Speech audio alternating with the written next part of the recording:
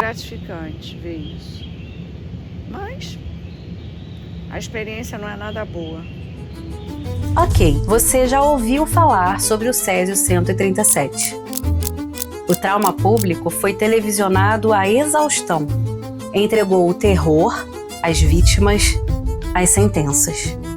Contudo, a história do desastre apagou a engrenagem mais vital de sua resolução: os arquitetos da contenção.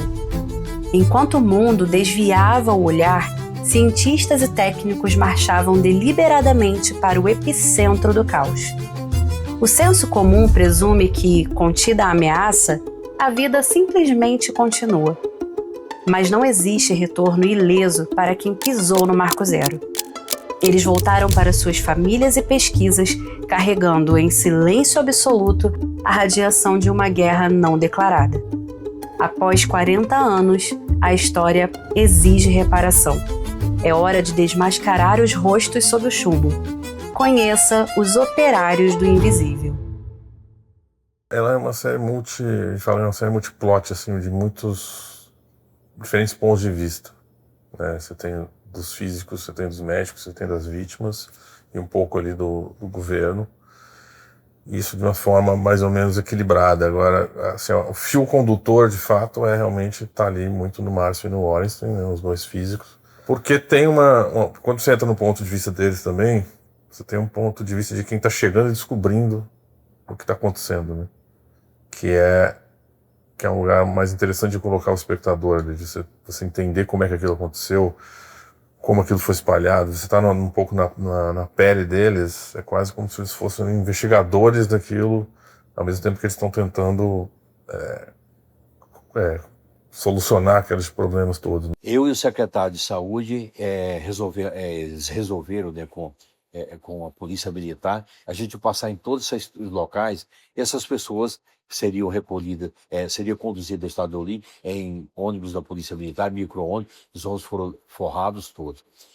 O primeiro local que nós fomos foi nesse ferro velho que eu estive.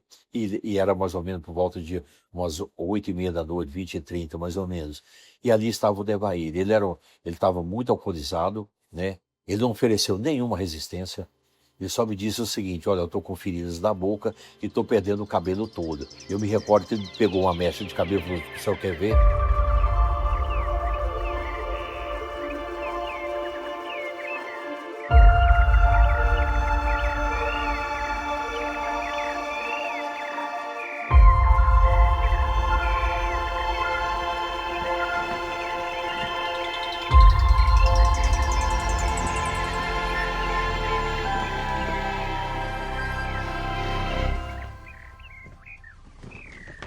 O segundo ponto foi o Ferro Velho 2, que era o irmão do Devair, Ivo, que era o pai da menina Leide das Neves. Estava altamente contaminado a região toda. A primeira pessoa a sair foi a menina, ela tinha 6 anos, a Leide, eu não conseguia medi-la. Eu já estava com o detetor, um Geiger, para medir uma taxa de dose. Ela era uma fonte ambulante, que ela se contaminou comendo um ovo, que se fala, alguém fala um pão que estava sobre a mesa, Césio, um pouco desse material, e ela acabou se ingerindo. Então ela era uma fonte ambulante. As principais pessoas contaminadas foram conduzidas nesse dia, que eu retirei elas desses locais, para o Estádio Olímpico, 26 pessoas. E aí, às 0h30 do dia 30, o doutor Rosenthal chegou do Rio de Janeiro, vindo de Brasília, com 2 técnicos do IPEM. E eles trouxeram equipamento específico, detetores específicos para detectar. E na primeira conversa que eu tive com ele perguntou onde esse material eu havia identificado. Nós fomos até a Vigilância Sanitária e ali, principalmente um técnico, Francisco Biasini, do IPEM, ele fez as primeiras medidas com o teletécnico, que é um detetor específico a medir taxa de dose elevada. E ali a gente constatou que as doses eram muito elevadas.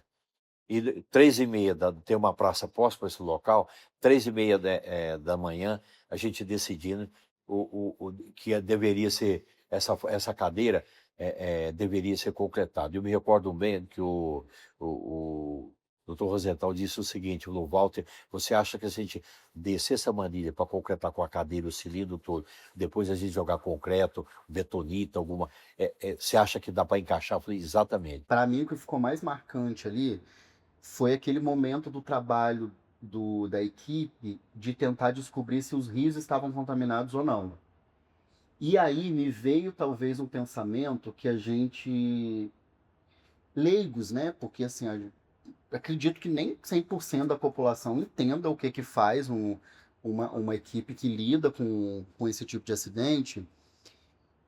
E assim, para mim ficou muito marcante isso de ver que sim, nossa, eles estão indo atrás de rios, eles estão indo atrás de lençóis freáticos, que é algo que me parece que quem é leigo, como eu disse, ou quem está de fora, não tem essa visão assim de que existe um trabalho que não está só no corpo da pessoa, mas em como que isso pode proliferar para outros campos, assim. Nós somos 244 pessoas que trabalhamos 90 dias lá dentro e cada um tinha uma função específica. Goiânia atuou ali com todas as áreas da tecnologia nuclear. Rejeito, proteção radiológica, transporte, proteção radiológica ambiental. A área médica, então, foi fundamental. Quem sabe do acidente não sabe tanto de como a ciência brasileira agiu de uma forma muito rápida e muito competente e tendo que criar uma maneira de trabalhar, criar protocolos que não existiam. E muito rapidamente, porque era uma emergência, né? E desafiando, às vezes, até protocolos internacionais, porque nunca tinham lidado com esse tipo de acidente especificamente. Como o Brasil foi muito eficiente em resolver isso, em solucionar isso e criar esses protocolos que passaram a ser adotados internacionalmente. Depois da morte das primeiras vítimas da radiação, a Comissão Nacional de Energia Nuclear autorizou um outro tipo de tratamento para os contaminados. O tratamento é à base de uma resina, mais eficaz na descontaminação que os banhos radiodetergentes. A resina é feita no Rio por uma indústria química e é usada para a purificação da água. Só que ela tem praticamente a mesma composição química de uma resina americana que é usada na descontaminação radiativa. A resina funciona como se fosse uma esponja que atrai o césio. Ela é capaz de absorver o césio em superfícies, como essa bancada, na pele ou até mesmo no interior do corpo humano. Os técnicos do Laboratório de Análise Mineral do Instituto de Radioproteção e Dosimetria estão misturando a resina ao azul da Prússia, que é a substância que mais absorve o césio. Desse jeito, a resina pode reduzir para 1 rem a contaminação de até 1000 rem, que foi a dose de radiação nas áreas mais contaminadas de Goiânia. A resina com azul da Prússia vai ser usada nas vítimas da contaminação internadas no Rio e em Goiânia. E eu acho que, de uma maneira geral, o combate ao acidente, a resposta ao acidente, como foi alguma coisa única, primeira, que ninguém estava preparado, com pouco material, o Brasil se saiu muitíssimo bem, e eu tenho 2 nomes para isso, que é exatamente o Rosenthal e o presidente da CNEM na época, o Rex Nazaré, que eram os 2 grandes líderes para resolver essa situação. A série não mostra muito, mas é o seguinte, o grande mentor para resolver o acidente de Goiânia chama-se o professor Dr. Rex Nazaré. Ele era uma pessoa mais estrategista que eu conheço. Ele dava diretriz. Uma outra parte fundamental para a gente é que ali a gente aprendeu praticamente a trabalhar com a mídia. E a mídia é muito importante. É extremamente importante. Eu lembro quando o Dr. Rex chegou, a primeira coisa que ele fez foi contratar um jornalista e centralizar tudo em cima dele. Porque tinha várias equipes espalhadas por a cidade, descontaminando, equipe de busca e denúncia. Eu fiquei praticamente escalado no Estádio Olímpico, porque é onde a população era monitorada. Só nesse Estádio Olímpico, onde as pessoas foram isoladas no primeiro dia, nós monitoramos 112.800 pessoas. Goiânia tinha quase 700 mil habitantes, praticamente quase 20%. Só nesse local a gente monitorou. Então, houve uma participação de todo mundo, de todas as pessoas. Após isolar todo mundo, quando eu cheguei em casa, eu não fui contaminado, eu não fui irradiado. Eu fui irradiado com uma dose pequena, mas não fui contaminado, eu não tive medo. Mas aí, quando você está no afã da emergência, alguma coisa, você não tem muito tempo de calcular se você tem medo ou não. Evidentemente, depois que eu comecei a avaliar.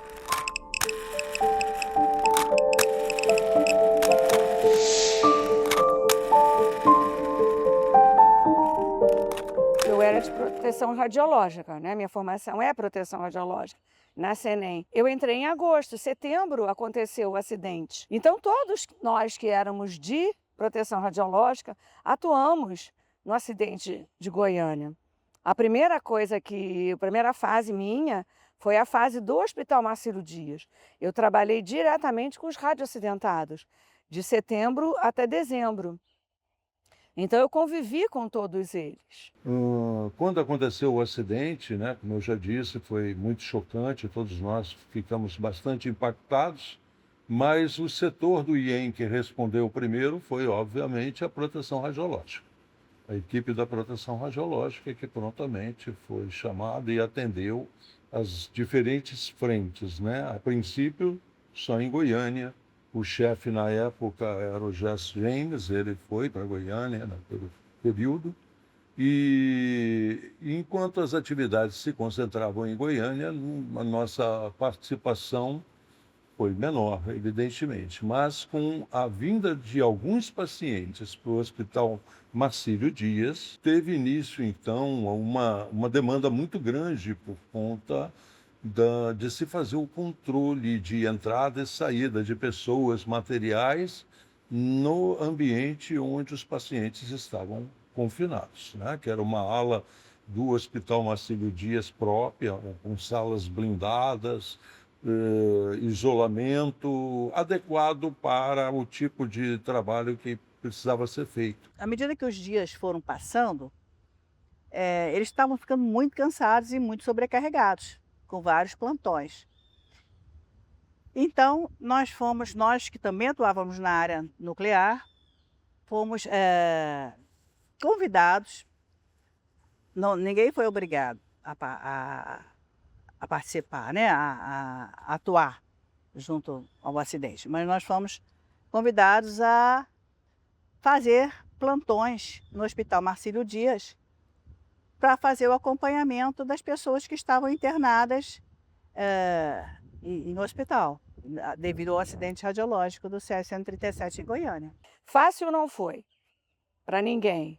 Nós não somos preparados a lidar com coisas estranhas que acontecem com as pessoas. Nós não somos de área de saúde, né? As pessoas da área de saúde são treinadas para isso. Então, foi um choque muito grande. Você ama a física nuclear, você conhece o que é radiação, mas é muito impactante você ver em loco o que acontece quando as pessoas manipulam, infelizmente, sem nenhuma informação, um material radioativo. Olha, tem um momento que foi o primeiro momento, foi muito especial. Foi quando a gente fez uma reunião no auditório aqui do IEM para explicar o que estava acontecendo, o acidente, todos precisavam saber do que estava acontecendo. E a gente precisava montar uma equipe para trabalhar no Marcílio Dias em turnos de manhã, de tarde, de noite. Eram turnos pesados, a atividade era pesada. E quando eu expliquei tudo e disse qual era o tipo de trabalho, e perguntei quem seria voluntário, eu estava esperando 3, 4, 5 pessoas, mas 42 pessoas levantaram a mão. Eu nunca vou esquecer disso.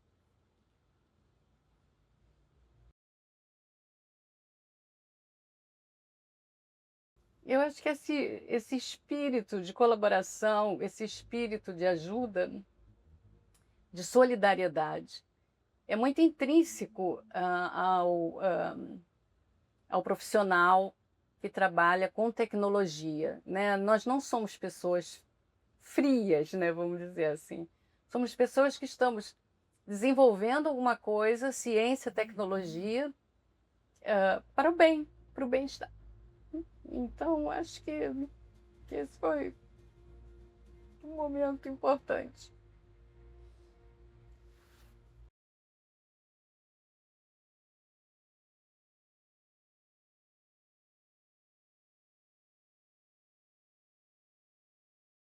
Na época eu tinha 31 anos, né? Hoje isso já foi há 39 anos, e mais centenas, eu diria, algumas centenas. Aqui do IEM, talvez umas 50 pessoas participassem dessa revezamento, né, que tínhamos nas atividades. o IRD talvez envolvesse mais gente. Mas o IRD tinha muita atividade dentro do Instituto, como é abordado na questão na série em si, né? A gente aqui no IEM era mais uma atuação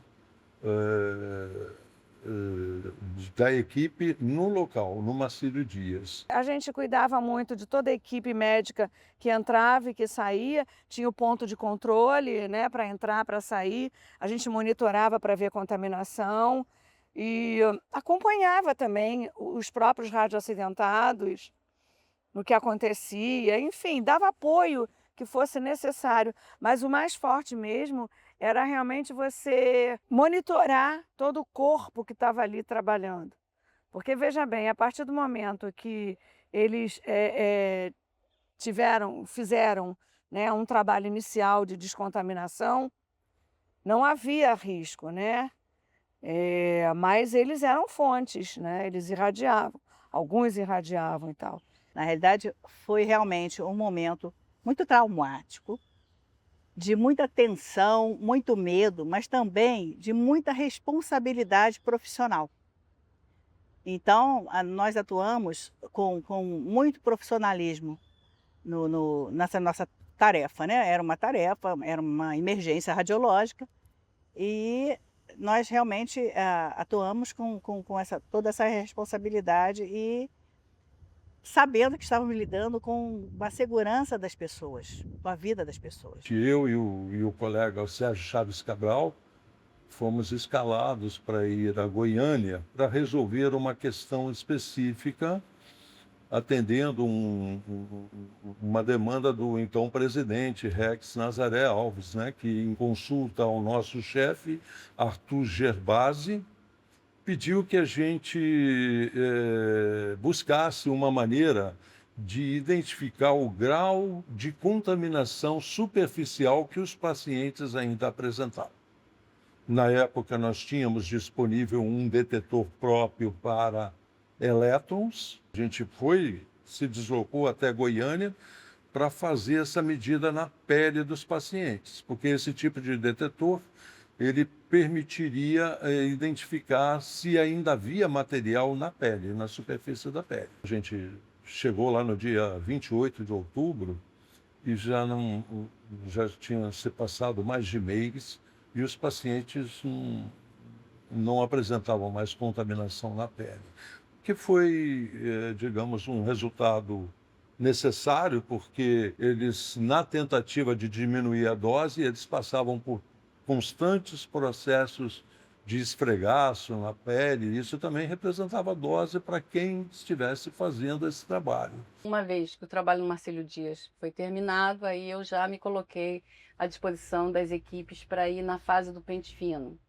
Então, quando eu fui para Goiânia, essa fase de pente fino, é muito interessante, porque o Dr. Rex, ele definiu o final da emergência, que é uma coisa fundamental. Então, a fase do pente fino era quando a gente ia buscar quantidades pequenas, residuais de radioatividade em várias áreas, seja nas calçadas, seja nos jardins, áreas públicas, objetos. A gente ia, ficou respondendo qualquer questionamento da população. Então, nessa fase, eu decidi também, por minha conta, né, a gente tinha um uniforme lá em Goiânia, que era um uniforme laranja, um macacão laranja. E eu vi que tinha um macacão azul. E eu falei assim, não, agora, a gente está na fase do pente fino, que não tem mais uma emergência, eu vou vestir esse macacão azul marinho aqui, porque até demonstra para a população que é uma outra equipe, é uma outra abordagem, né? E a própria maneira que no início que você vai bater na porta de alguém e dizer, junto com a polícia, e dizer assim, vocês vão ter que sair de casa agora, que foi a fase da evacuação, lá em setembro. Essa parte agora do pente fino era uma outra abordagem. Você bate na porta, você se apresenta, diz quem é, toma um cafezinho, bebe uma água, come um bolinho e estou aqui para fazer algumas medidas se vocês quiserem.